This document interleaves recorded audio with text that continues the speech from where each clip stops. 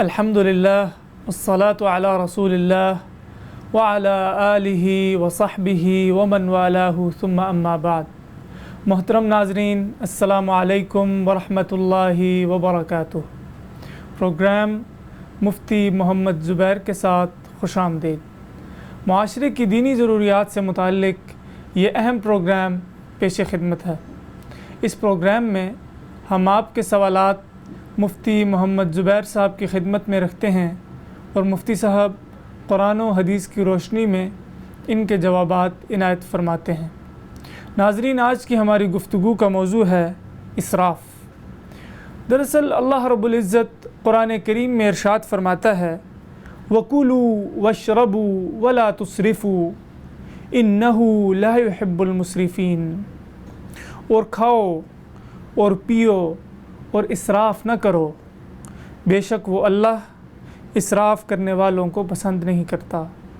ناظرین، احادیث مبارکہ میں بھی اسراف سے بچنے کی تلقین آئی ہے۔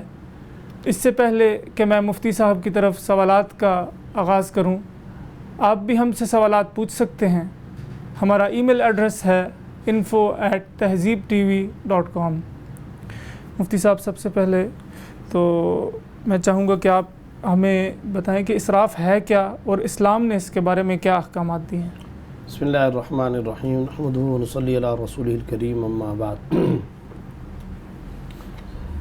اسراف کو اردو کے اندر عام طور پر جو کہا جاتا ہے، جو ترجمہ اس کا کیا جاتا ہے، وہ فضول خرچی سے۔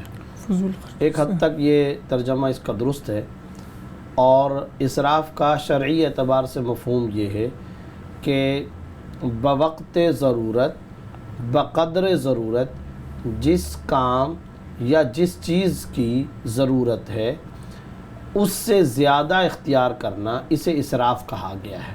صحیح۔ مثلا اس کی ایک مثال ہے کہ دو افراد ہیں اور یہ دو افراد کھانا کھانے کے لیے بیٹھے، ان کی ضرورت 4 روٹی سے، 3 روٹی سے، 2 روٹی سے پوری ہو جاتی ہے۔ 2 روٹی سے ضرورت پوری ہو جانے کے باوجود تیسری روٹی منگوانا، اور ایسی حالت میں منگوانا کہ جس حالت میں ان کو یہ یقین ہو چکا ہے کہ اب ہمیں ضرورت نہیں ہے، اس کے باوجود وہ منگوا رہے ہیں، یہ شرعاً اسراف کے اندر جائے گا۔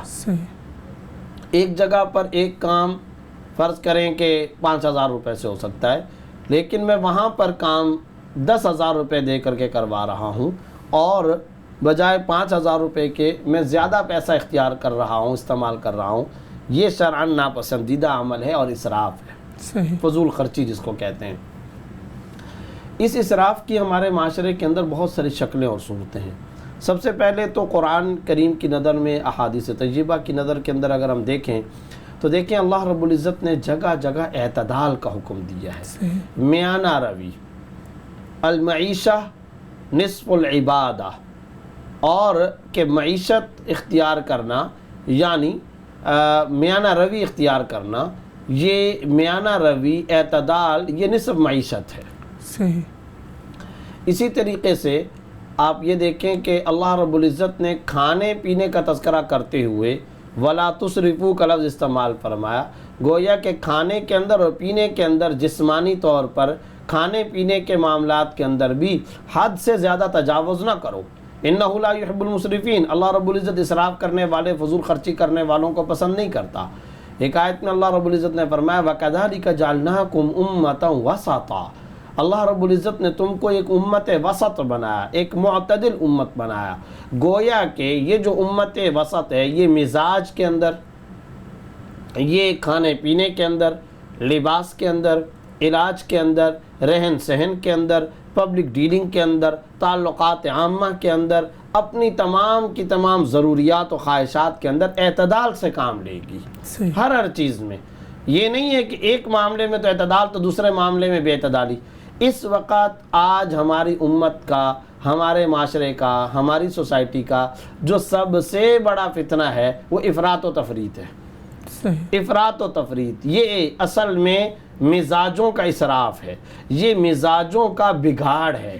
شریعت کی نظر میں ہمیں ایک وسط امت بنایا گیا، ایک معتدل امت بنایا گیا۔ پورے کا پورا جو اسلام کا نظام ہے وہ ایک معتدل امت ہے، ایک معتدل دین اور ایک اعتدال والا دستور حیات ہمیں دیا گیا۔ چنانچہ آپ دیکھیں کہ ایک طرف تو یہ ہوتا تھا کہ رہبانیت اختیار کی جاتی تھی، اور رہبانیت کا مفہوم کیا تھا؟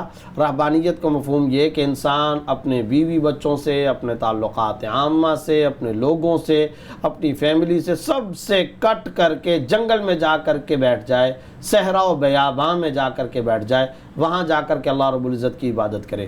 کیا اسلام کے اندر اس رہبانیت کا ترک دنیا کا کوئی تصور ہے؟ ہرگز نہیں ہے۔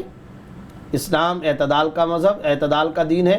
لا رہبانیت فی الاسلام، اسلام میں کوئی رہبانیت نہیں ہے، ترک دنیا کا تصور نہیں ہے۔ تو یہ بھی غلط ہے۔ اسلام نے جو نظام دیا، اسلام نے کہا، دین نے کہا، شریعت نے جو ہم کو نظام حیات دیا، یہ کہا کہ یہ بھی غلط ہے کہ تم جنگل اور بیابان کے اندر جا کر کے بیٹھ جاؤ، دنیا کو بالکل چھوڑ دو اور صرف